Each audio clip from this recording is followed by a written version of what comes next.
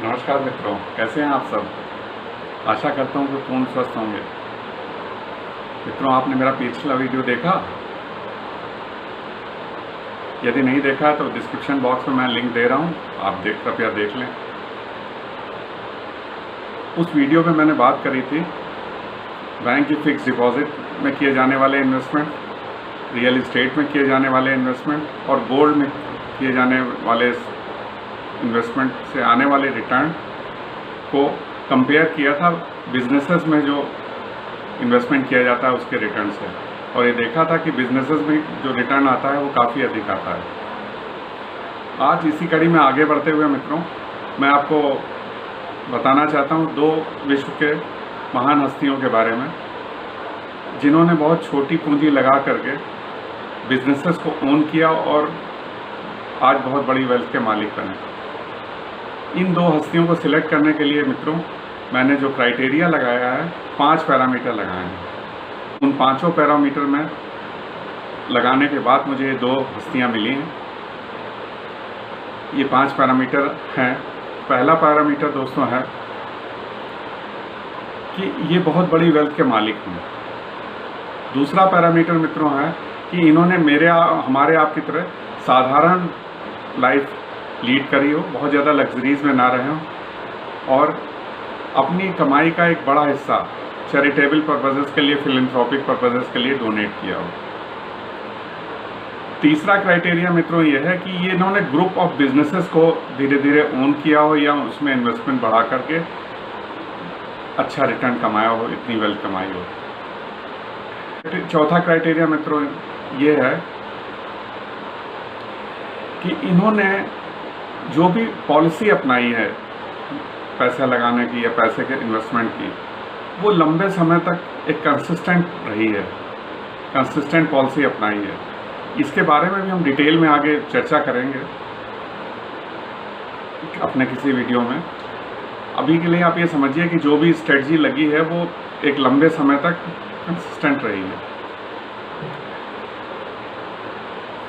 पांचवा पैरामीटर मित्रों मेरा ये है कि ये इन्होंने बहुत ही छोटे पैसे, बहुत ही छोटी पूंजी से, स्क्रैप से लिटरली स्टार्ट किया और इतनी बड़ी हैसियत के मालिक बने।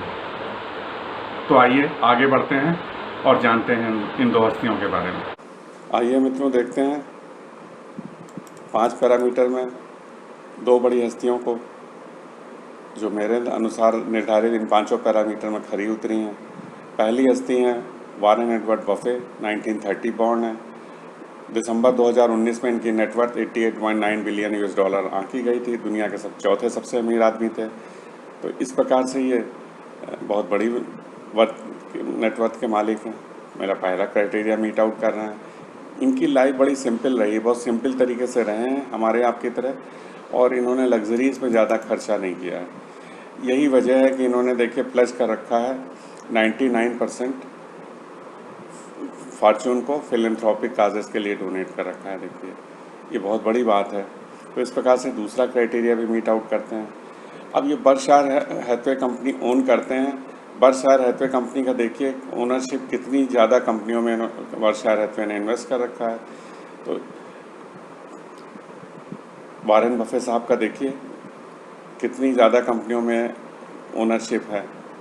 तो इस प्रकार से ये हमारा ग्रुप ऑफ कंपनीज़ को ओन करते हैं, बहुत बड़े ग्रुप ऑफ कंपनीज़ को ओन करते हैं। तीसरा क्राइटेरिया भी मीट आउट हो रहा है। अब इनकी अप्रोच, इन्वेस्टिंग स्ट्रेटजी देख लेते हैं। तो इन्होंने कंसिस्टेंट अप्रोच अपनाई है। जो भी अप्रोच अपनाई उसे बहुत लंबे समय तक फॉलो किया है, कोई इसमें परिवर्तन नहीं किया है। बेसिकली ये वैल्यू इन्वेस्टिंग इन्होंने करी है।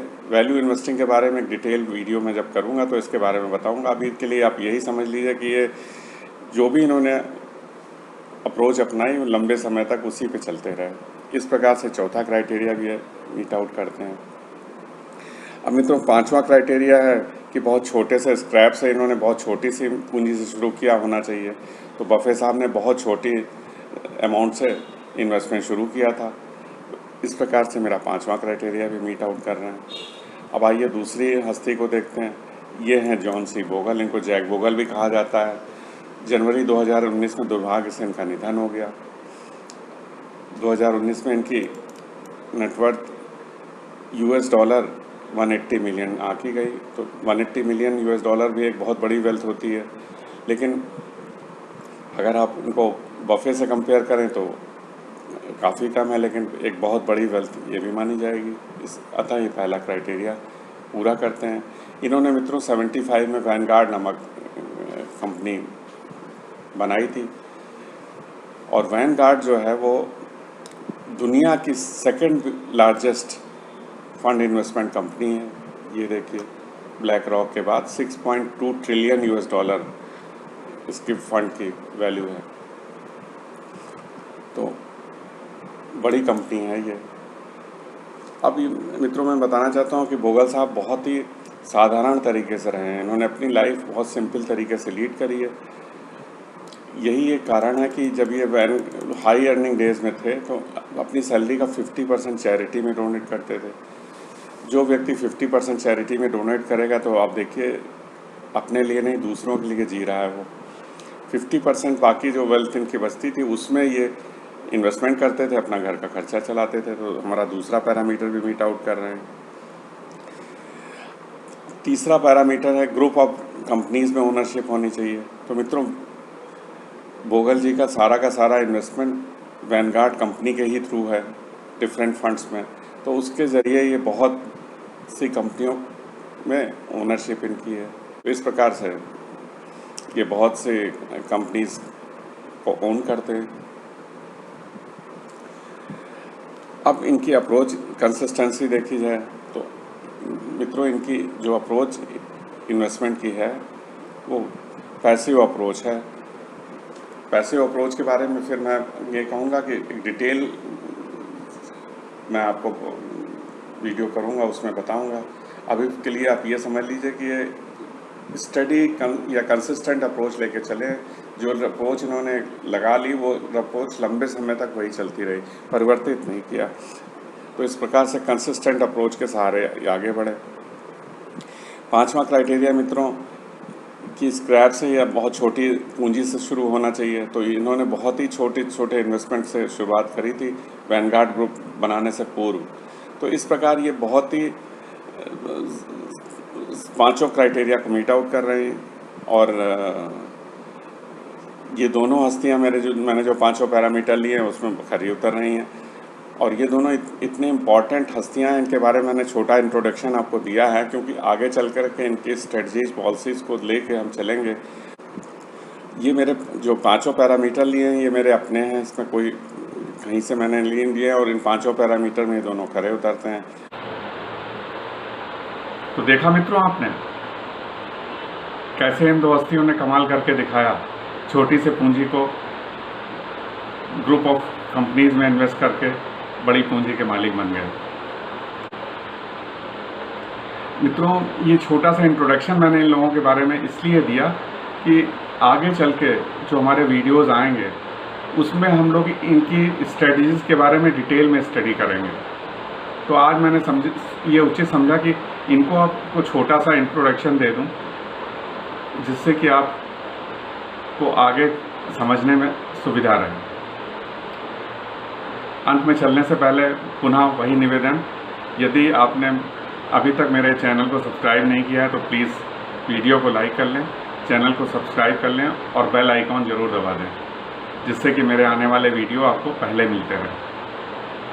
साथ ही मैं बताना चाहता हूं कि मैंने डिस्क्रिप्शन बॉक्स में जो भी सूचनाएं इस्तेमाल करी हैं उनके लिंक दिए हुए हैं। आप चाहें तो वहां क्लिक करके जानकारी हासिल कर सकते हैं। अंत में चलने से पहले आपके अच्छे स्वास्थ्य की कामना करता हूं। नमस्कार।